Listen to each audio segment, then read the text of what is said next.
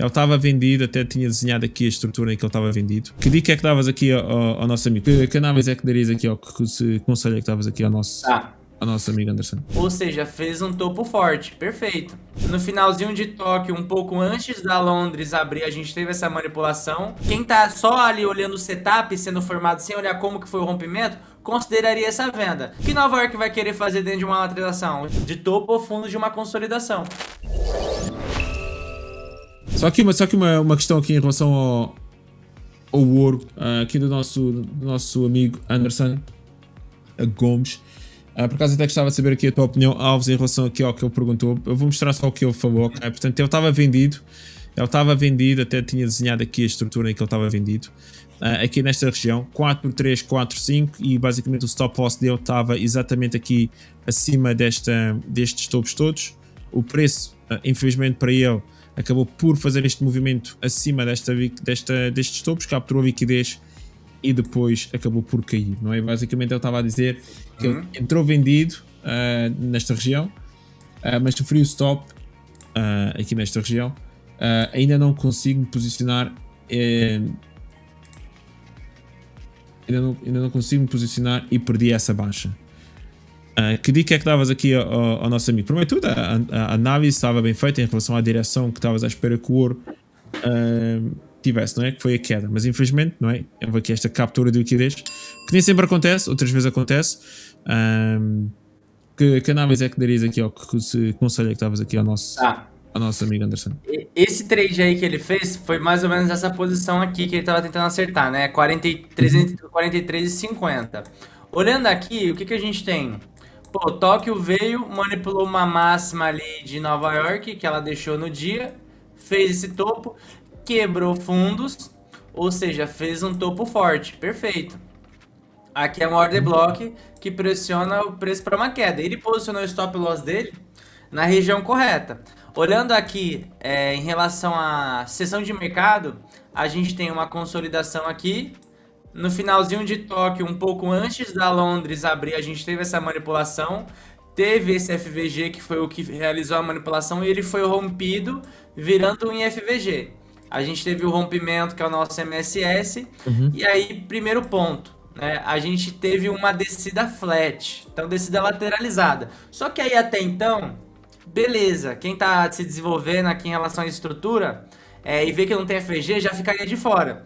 Mas quem tá só ali olhando o setup sendo formado sem olhar como que foi o rompimento, consideraria essa venda. E realmente, rompeu, fez a estrutura, existe uma OTE de venda aqui, e por questões de filtros não fez FVG. Ok, então vamos traçar aqui a OTE. Aí vamos supor, vou fazer a entrada mesmo assim, por mais que o rompimento não foi dos melhores. Aí a gente tem aqui, ó, o preço não buscou a região, não buscou. Eu sei que ele ficou... A posição dele tava 343,50, né? Ó, tava aqui mais ou menos. Vamos lá. Ó, buscou. O que acontece? Ele tá no trade, ó. Abriu a posição. Aí o gráfico começou a cair. Aí o que a gente tem aqui? Se eu for olhar... Deixa eu ir mais um candle. Mais outro. Aí, ó. Se eu for olhar, a sessão de Nova York abriu agora. O que a gente tem? O preço ainda não se movimentou, não andou. A gente tem uma lateralização. O que Nova York vai querer fazer dentro de uma lateralização? Stop hunt. Então, assim, essa entrada dele, o que fez ele stopar foi Londres gerar a lateralização.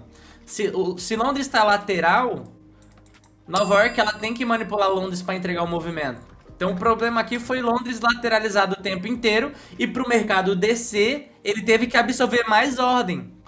Aí ele fez isso na abertura da sessão.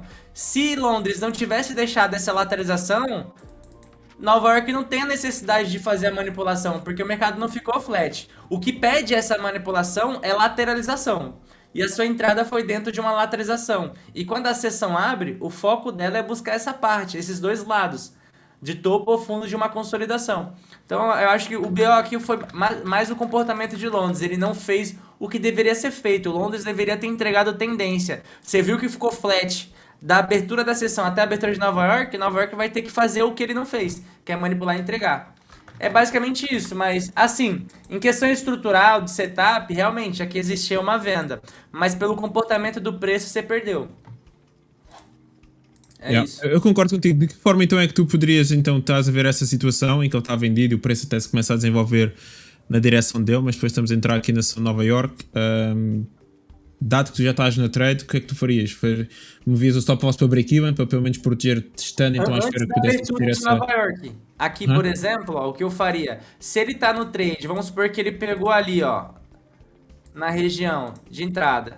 Aí você tá no trade. O mercado tá aqui embaixo, ó. Antes da abertura de Nova York, tá? Que eu tô olhando a hora. Eu trabalho com tempo e preço, não é só olhar o preço sem olhar que horas são. Eu vejo, ó, vai abrir Nova York. Ele tá pagando pra mim 1,5 para 1. Por aí.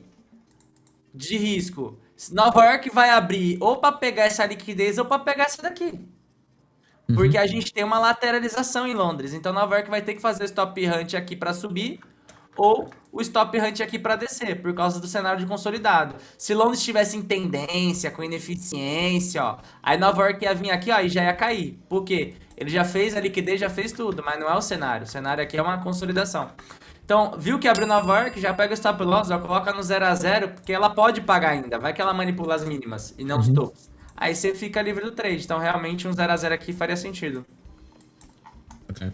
E pronto, e aqui é só para ver então, aliás, foi por isso que eu te fiz a pergunta, não é? Que era para ver realmente então depois como é que numa situação destas, porque honestamente, Anderson, foi que, então a pessoa aqui que nos tinha feito esta pergunta, a entrada é boa, honestamente a análise dele acaba por ser boa, até a entrada que ele fez é no extremo, é dentro daquela estrutura, infelizmente é que de facto como mencionaste, o preço não arrancou logo imediatamente, teve ainda uma vitorização e a verdade é que também ainda tínhamos ali muitos topos ali perto e o preço então acabou por capturar essa liquidez e acabando por cair. Agora, o próximo passo é muito bem, primeiro tudo a tua análise estava correta, a tua direção de que ias para o ouro também estava correta, no sentido de procurar por vendas.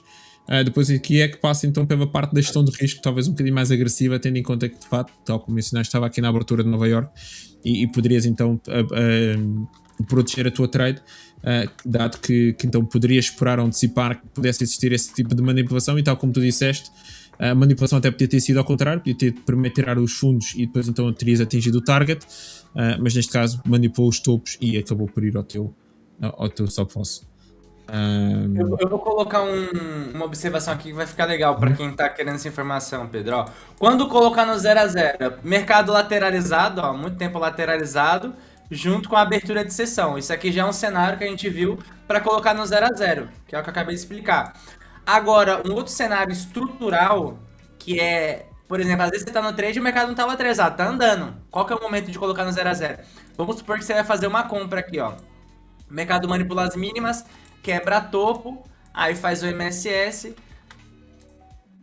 você traça a OTE de compra, fala, ó, minha compra vai ser aqui, na 70, beleza, stop loss no último low, alvo 3 vezes o risco, ok. Aí o preço ele vem, aciona a tua entrada, aí ele paga aqui, ó, uma vez o risco, ele paga 1,5 vezes, 2 vezes o risco aqui mais ou menos. Eu só coloco no 0 a 0 quando ele rompe o topo. Se ele romper o topo, eu passo já o meu trade pro 0 a 0. Ou ele vai no alvo, ou se ele retornar tudo, eu fecho no 0 a 0. Agora, 0 a 0 que atrapalha é esse aqui, ó.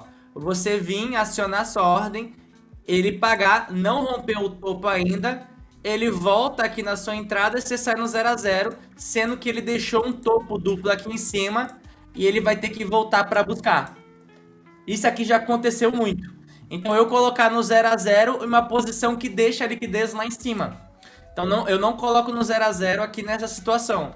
Somente quando ele rompe o topo. Aí sim, ó, já coloca no 0 a 0, porque se ele voltar não faz sentido. Entendeu? Agora, se ele voltar assim, ó, gerando topos descendentes, se ele voltar dessa forma, não tem problema. Que aí ele faz o equal high para vir buscar, tá? Pode ser também outra confluência para você colocar nas análises aí de condicional, se coloca no 0 a 0 ou não. Muito bom. Isto vem com experiência, não é? Isto vem com teste também, experimentar, análise de mercado, ver, ou muitas vezes sair no 0 a 0 e depois o preço vai ao target, ou tivemos perdas, mas podíamos ter feito diferente. Isto faz parte tudo do crescimento. E obrigado, acima de tudo, obrigado, Giovanni, por partilhar. Isto foi uma pergunta interessante e espero que também tenham aprendido aqui com com este bocadinho que acabámos de partilhar com vocês, que isto aqui é um bocadinho mais avançado, além de só análises.